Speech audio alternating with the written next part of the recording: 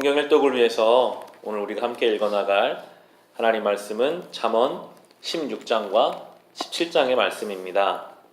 16장 1절을 보시면 계획은 사람이 세우지만 결정은 주님께서 하신다. 3절에는 내가 하는 일을 주님께 맡기면 계획하는 일이 이루어질 것이다 라고 말씀하고 있습니다. 잠언은 지혜의 책입니다. 인간의 지혜, 성경이 내리는 결론은요, 인간이 그 지혜가 더해지고 더해져서 그 끝에 가면 결국에는 나는 지혜가 없는 사람이구나, 이것을 깨닫게 되고 하나님께 맡기는 것이 가장 지혜로운 것이구나 하는 것에 도달하게 된다라고 지금 말씀하고 계십니다.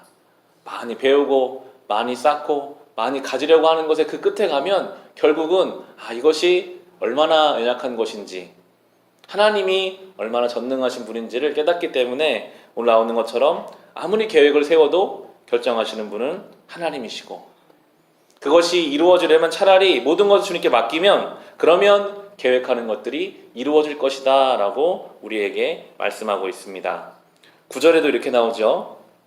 사람이 마음으로 자기 앞길을 계획하지만 그 발걸음을 인도하시는 분은 주님이시다 라고 나오고 있습니다. 우리가 우리의 길을 계획하죠.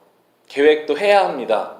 그런데 우리의 계획만으로는 안 된다는 것을 우리는 이미 너무나 많이 경험했습니다.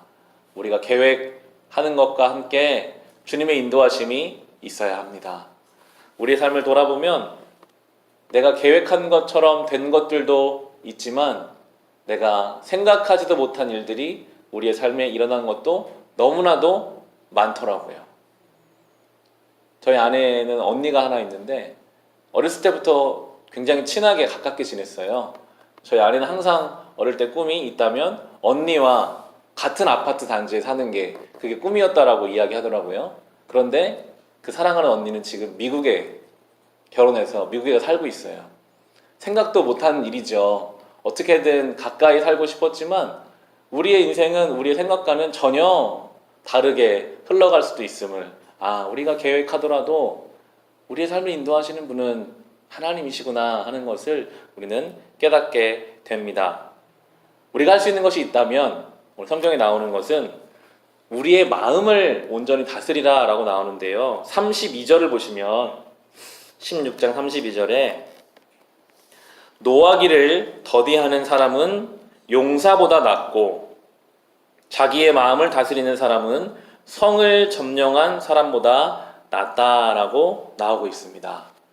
노하기를, 화내는 것을 덜하는 사람이 차라리 용사보다 낫고 마음을 잘 다스리는 것이 큰 성을 점령하는 것보다 낫다라고 이야기하면서 마음을, 내면을 잘 다스리라 라고 성경은 또 우리에게 이야기해 줍니다.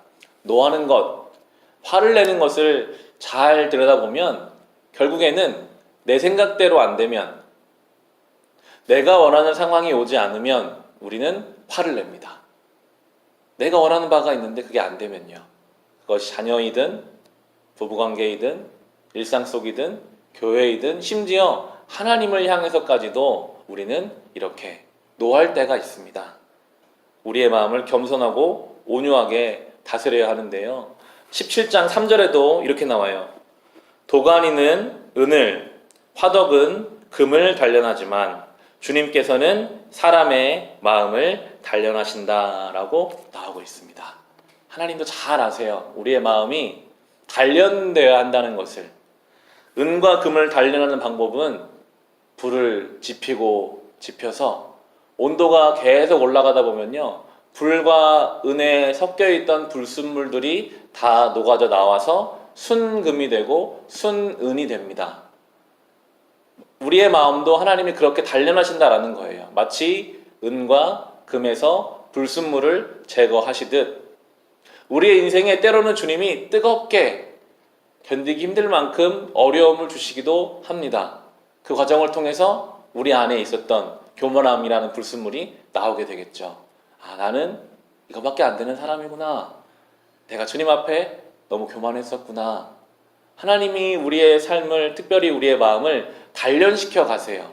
안 되는 것을 깨닫게 하시고, 저것만 되면 내가 만족할 줄 알고 열심히 살았는데 막상 그게 이루어졌는데도 만족을 누리지 못하는 우리를 경험하게 하시면서, 아, 하나님밖에는 나의 인생에 만족할 수 있는 것이 없구나 하는 것들도 우리에게 깨닫게 하심으로 우리의 마음을 단련시켜 가실 것입니다.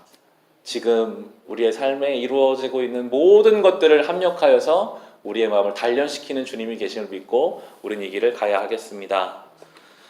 마지막으로 17장 1절을 함께 보겠는데요. 17장 1절엔 이렇게 말합니다. 마른 빵 한 조각을 먹으며 화목하게 지내는 것이 진수성찬을 가득히 차린 집에서 다투며 사는 것보다 낫다라고 나오고 있습니다.